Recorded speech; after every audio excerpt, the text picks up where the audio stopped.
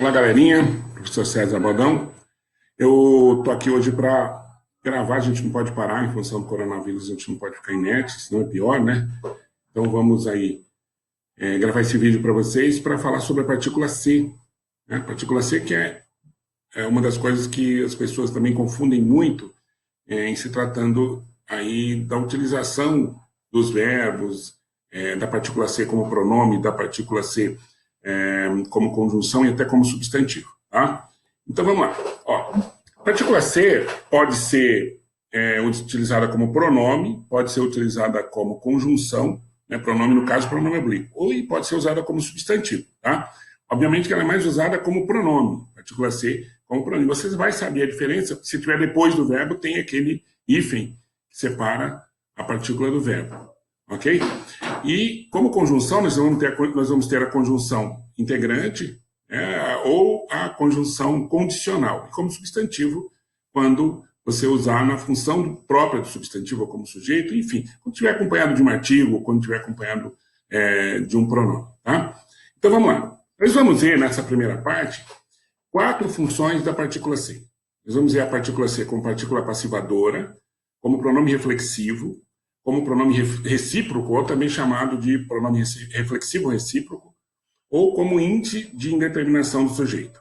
Tá? Então, a primeira função da partícula C será a função de partícula passivadora. Note, você só vai ter função de partícula passivadora quando o verbo for um verbo transitivo direto. Né?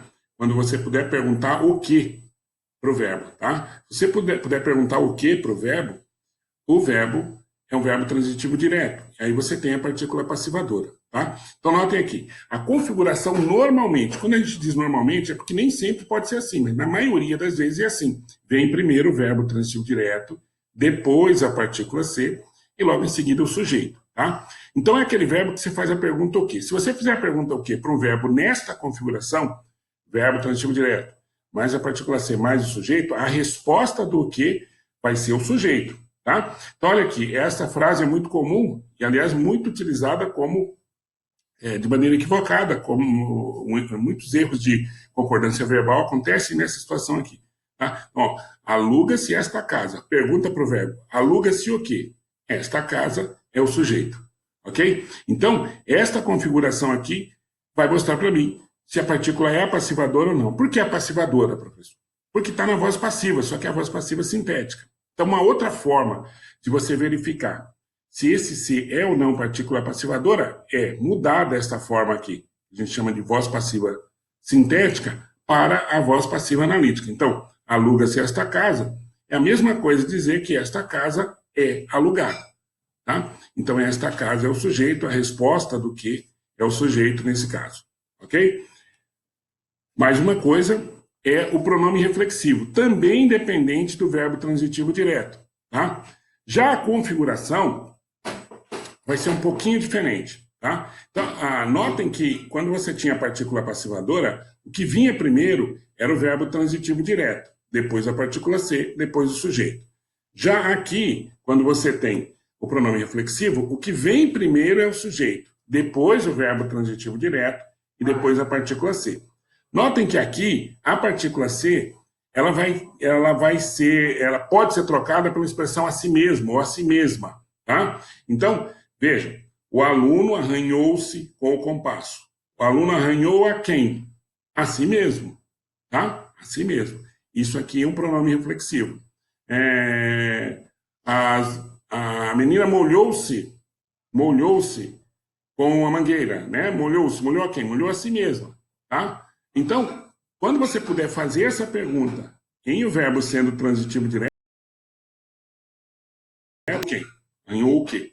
Tá? Arranhou a si mesmo. Ok? Pronome reflexivo. Além do pronome reflexivo, nós também temos o pronome recíproco, ou às vezes chamado de pronome reflexivo recíproco, porque também o sujeito faz e sofre a ação. Ele pratica e sofre a ação. Aliás, na partícula passivadora, o sujeito também pratica e sofre a ação, só que em si mesmo. Tá? Aqui, ó, em si mesmo, né? No pronome reflexivo. Então, o sujeito é agente e paciente da ação, só que nele mesmo. No recíproco, ele também é agente e paciente da ação, por isso que a configuração é a mesma. Primeiro o sujeito, depois o verbo transitivo direto, depois a partícula ser. Só que ele não faz ação nele mesmo, ele faz ação no outro. Tá? Então, quando eu falo os deputados cumprimentaram-se, significa que um cumprimentou o outro. Tá? Um cumprimentou o outro. Ele praticou a ação de cumprimentar? Sim. Sofreu a ação de cumprimentar? Também, só que um em relação ao outro. Tá? Isso é chamado pronome recíproco ou pronome reflexivo recíproco. Nos dois casos, a configuração é a mesma. Eu gostaria de voltar aqui só para mostrar um negócio. Por exemplo, se você disser assim, o bandido prendeu-se. Ele prendeu a quem? A si mesmo. Se eu mudar a configuração e eu falar assim, prendeu-se o bandido, se eu colocar prendeu primeiro o bandido, significa que o bandido foi preso. Aí, as mesmas palavras em estruturas diferentes, em configurações diferentes, vão tornar de partícula reflexiva para partícula passivadora, tá? Ou de pronome reflexivo para pronome apassivador. Então, essa configuração aqui, na maioria das vezes, dá certo, tá? Se vier o verbo transitivo direto primeiro, depois a partícula ser, depois o sujeito, normalmente eu tenho partícula passivadora. Agora, se vier o sujeito primeiro, depois o verbo, depois a partícula ser, aí eu posso ter, normalmente eu tenho pronome reflexivo, ok? Então nós temos pronome reflexivo, a si mesmo, pronome recíproco, um ao outro. E por último aqui, dessa primeira parte da partícula ser que nós estamos gravando, nós vamos ter o índice de indeterminação do sujeito, que é exatamente quando o verbo não pode ser verbo transitivo direto. Ou seja, você não pode fazer a pergunta o quê para o verbo. Se você fizer a pergunta o quê, você vai ter um daqueles três casos lá que nós colocamos, ou pronome apassivador, pronome reflexivo ou pronome recíproco. Tá? Então aqui, ó, precisa-se de pessoas equilibradas. Veja, dá para você falar quem precisa o quê? Não, quem precisa de quê? Tá? Então, no caso aqui, eu tenho um verbo transitivo indireto. Eu não posso fazer a pergunta o quê? Tá? Aliás, se você não sabe a diferença do verbo transitivo direto para o verbo transitivo indireto, é que para o direto eu faço a pergunta o quê? Para o transitivo indireto, eu não posso fazer a pergunta o quê? Faço qualquer outra pergunta, menos o quê? Por exemplo, os amigos gostam de cenoura, né? Não sei por que eu falei isso, mas enfim. Os amigos gostam de cenoura. Quem gosta, não gosta de alguma coisa? Gosta. Dá para falar gosta o quê? Não. Então esse é um verbo transitivo, porque ele precisa de complemento, mas você não pode fazer a pergunta o quê. Tá? Então quando você não pode fazer a pergunta o quê, quando você tem um verbo que não seja transitivo direto, pode ser um verbo transitivo indireto, pode ser um verbo intransitivo, eu tenho o chamado índice de indeterminação do sujeito. Tá?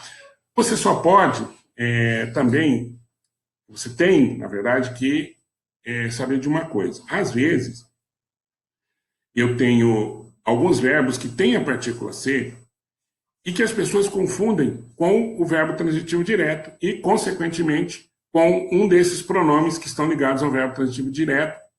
No caso, o mais comum é o verbo, o pronome reflexivo. Por exemplo, se eu tiver a seguinte frase, fulano suicidou-se. Suicidar não é verbo transitivo direto. Portanto, essa partícula ser não é pronome reflexivo. Então, estou dizendo isso porque eu já ouvi muita gente dizer o seguinte, professor, inclusive, dizer o seguinte, olha, partícula ser no pronome, no verbo suicidar não precisa, porque suicidar já é matar a si próprio. Não. Verbo suicidar não é verbo transitivo direto. Essa partícula ser é uma outra coisa. Nós chamamos essa partícula ser de parte integrante do verbo.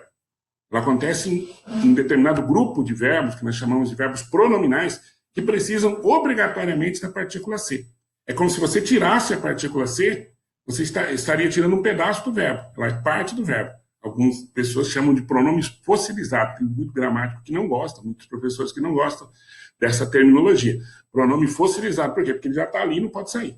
Tá? Então, vejam, verbo suicidar, verbo arrepender, o verbo ajoelhar, esses verbos são verbos pronominais. São verbos em que a partícula ser deve ser utilizada quando você usa o verbo na terceira pessoa. Tá? Para ser índice de indeterminação do sujeito, portanto, o verbo não pode ser transitivo direto. Ele pode ser intransitivo ou verbo transitivo indireto. Aí eu tenho partícula de indeterminação ou índice de indeterminação do sujeito.